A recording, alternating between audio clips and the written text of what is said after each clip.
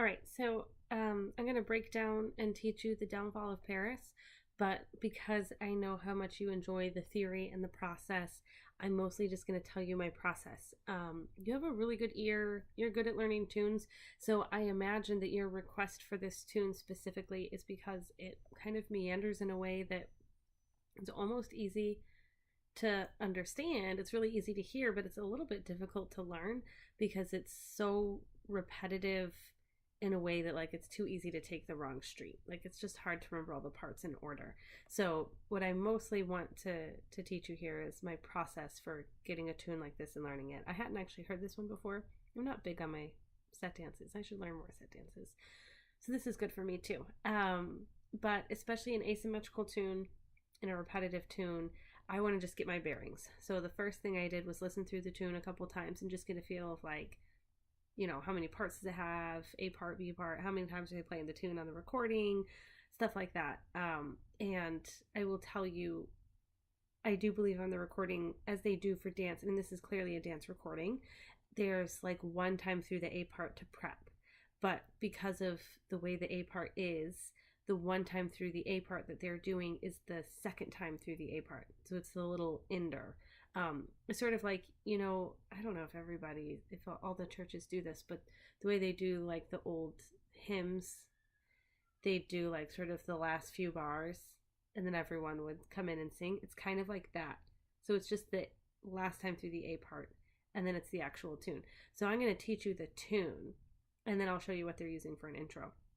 But I just have a really basic shorthand that I've written out as I listen to it to help me find these moments and know how I'm getting between them and what to head for when. So I've just written down like the first line. I'm not so worried right now about exactly filling in like 4 phrases with this many beats because it's not really following that.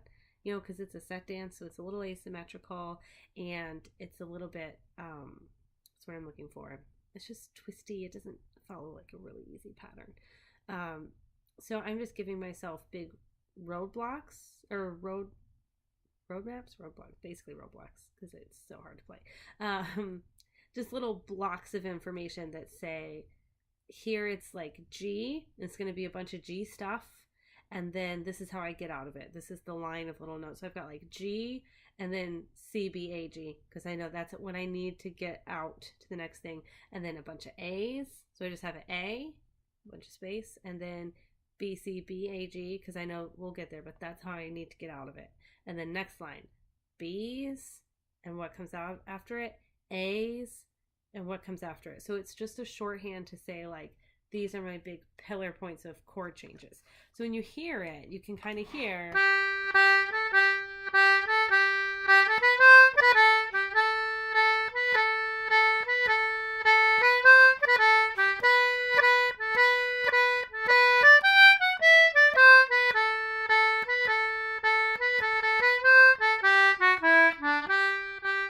Right? So I'm trusting myself here with the shorthand to get the rhythm right, to play things the right number of times because it feels right. I mean, you could write it down like G da da G da da D G da da C B A G A da da A da da A B B C da da da da A B C B A G.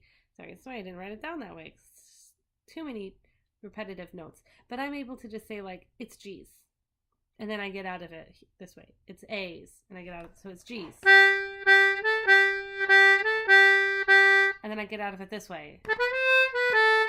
So I just have written down C, B, A, G, but I know I need to get up to the C. So it starts with just G, G, A, G, G, A, G, G. It's the same button.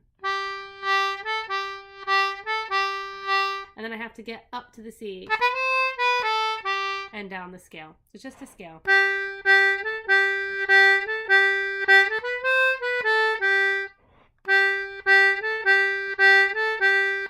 Scale up to the C and down. And then a bunch of A's.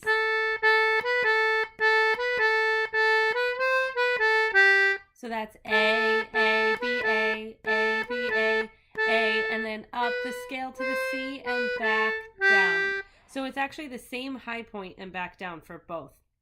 But with the G, you have a triplet to get up there because it's more notes. And with the A, you're just going A, B, C, B, A, G. There's no triplet because you don't have to travel as far to get from A to C as you do from G to C. So you don't have to speed up the rhythm to get there. So that's your first little line there.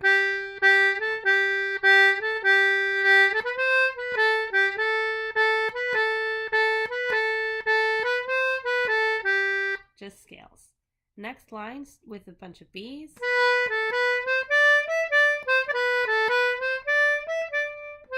Sorry. That was my fault. I'm sorry. I'm playing the intro. So same thing. B, B, A, B, B, A, B. And then you do the little ender, which we're going to write down. But the B's are just B, B, A, B. You could probably do... Yeah, you could do a neighbor note above like the others, but why not change it up and do the A below? So just B, B, A, B, B, A, and then that's a G major arpeggio. So B, D, G. That's a scale. So up the G major arpeggio, down the scale. A's.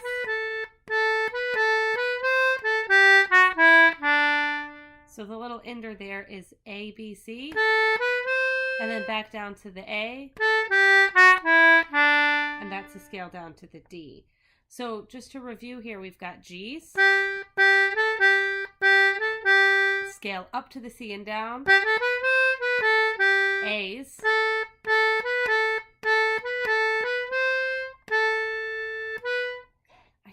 I'm so sorry, I can't do this and talk.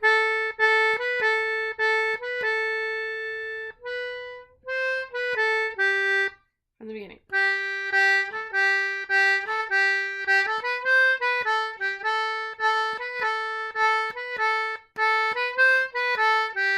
So it's hard to rely on the rhythm when you're talking through it. So I'll shut up a little bit.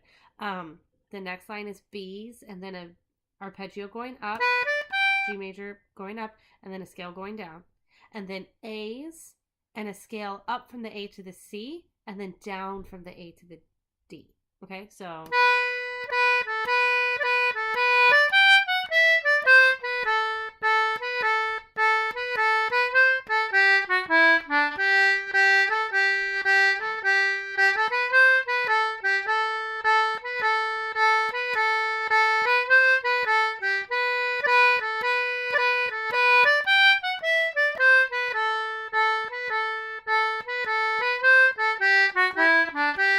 Okay, so the scales here are really easy. And this is all by step, except for that one little G major arpeggio. This is all a scale here.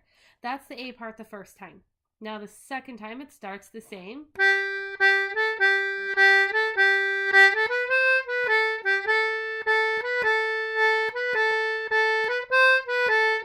And then it goes different.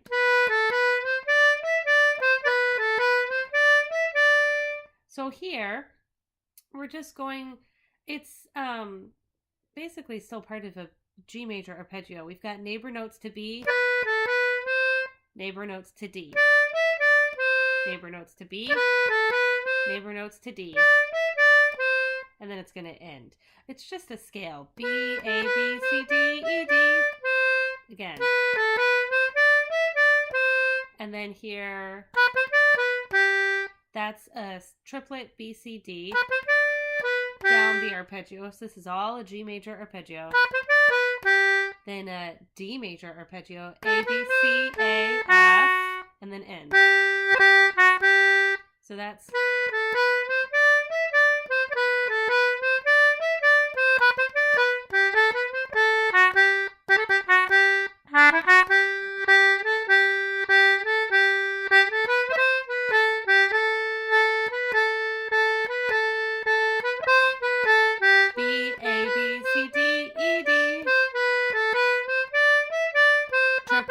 arpeggio, triplet, arpeggio, end.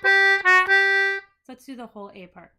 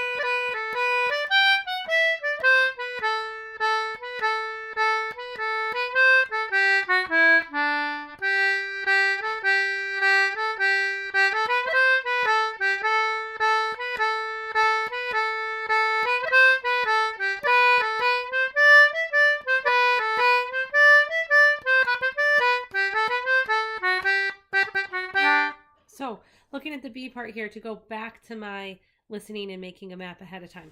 What I did before I even started writing stuff out or trying to play and get to know the tune is I kind of mapped out, okay, I've got the A part, and I sort of wrote out the phrases. Like I can hear that there's an A part that's maybe an intro, and then the first time through the A part, which is like B's, A's, G's, A's, B's, A's, and then the second time through G's, A's, this little fancy ender.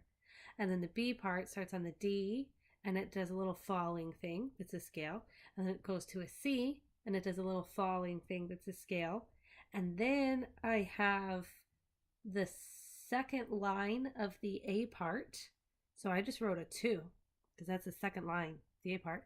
And then I have the first line of the A part, which is the same both times. So I wrote a 1 because that's the first line there. And then the ending line of the A part, which is the fourth phrase.